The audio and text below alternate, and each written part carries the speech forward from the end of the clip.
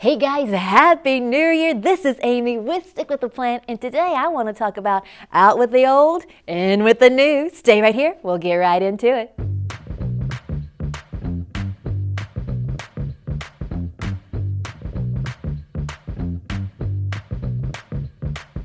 So glad you joined me today. Happy New Year. I love that phrase, out with the old, in with the new. Kind of makes you think you need to purge, get rid of something old because there's something better coming. Now, in our hearts, in our lives, I think we need to do that spiritually. We have to look and say, I don't want to take hurt, I don't want to take extra baggage, I don't want to take failures into this new year, anything that would hinder me from the new or the good that God would have for me. Think naturally in your house. I have Lake and Summer, my two children. I make them before Christmas. We go through old toys, old clothes, what we don't need anymore. Let's go ahead and give that away, out with the old, because what's going to happen at Christmas time?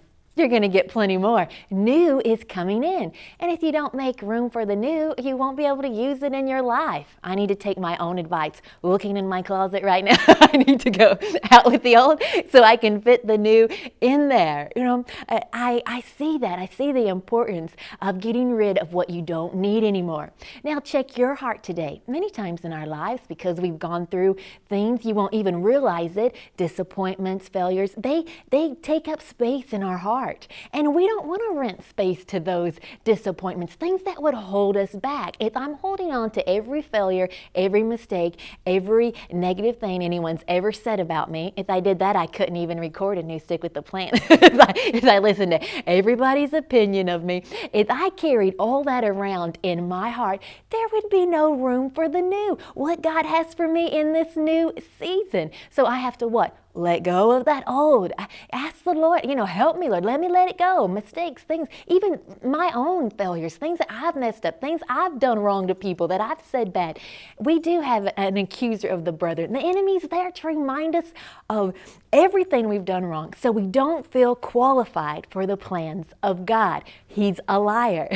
The Lord would tell us, I love how David called out to the Lord. If you look at Psalms 51 and verse 10, he said, create in me a clean heart, O Lord. He said, renew in me a steadfast spirit. What was he doing? Asking the Lord, purge me, Lord. He had some major sins going on. He had adultery. He had murder. He had to get rid of those things or it was just going to destroy him. He needed a clean heart.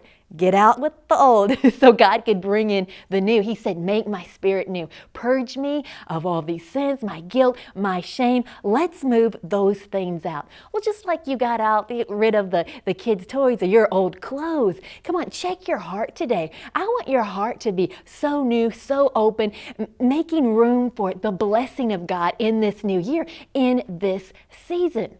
I like this chapter. I was reading it this morning. Out of Isaiah, it's chapter 1 and verse 18, where the Lord is saying there, come now, let us reason together. Though your sin be as red as scarlet, I'll wash you whiter than snow.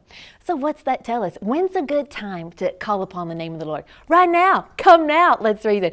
Come now. Let's ask him, Lord, give me a clean heart. I want out with the old. I don't want to take this hurt. I don't want to take those failures with me into a new season. I want all the good, all the new that you have for me. I was talking to someone in the store the other day and I said, now come on to church. We want to see you. And the man turned to me and said, well, I haven't spoken with the Lord in a long time. And I thought, well, let's do it right now. Come now. Let's call upon him right now. It doesn't matter what's happened in your life or how long it's been. The Lord is waiting and ready to hear from you now, today. I had another friend that she was at church and I hugged her and she said, Amy, you wouldn't want to hug me if you've known everything that I've done in my past. I said, well, is Jesus Lord? She said, yeah. And I reminded her of 2 Corinthians chapter 5:17 that said, you have been made a new creature in Christ. Old things, they're passed away. All things are made new. That just lit her up that she's brand new. She doesn't have to identify with the old her anymore. No, make room for the new. Out with the old, in with the new that God has for you. And a couple of weeks later, she told me, she said, Amy, this is the first place I've been in where I felt that God wasn't mad at me and that He loved me. That's the truth. That's true about you. Get rid of all that old shame, hurt, division, failed relationships you're still carrying around. Let's get rid of the old so God can have plenty of room in our hearts for the new blessing He has for us, for the call, for the dream, for the vision He wants to give in your heart today. Just open wide up. Say, Lord, make my heart clean. And that's how you'll stick with the plans He has for you. Thank you for joining me in this new year. God has great big new things for us to enjoy, and thank you for sharing this. You share this, new people get to watch this each week. I love hearing the testimonies from your life.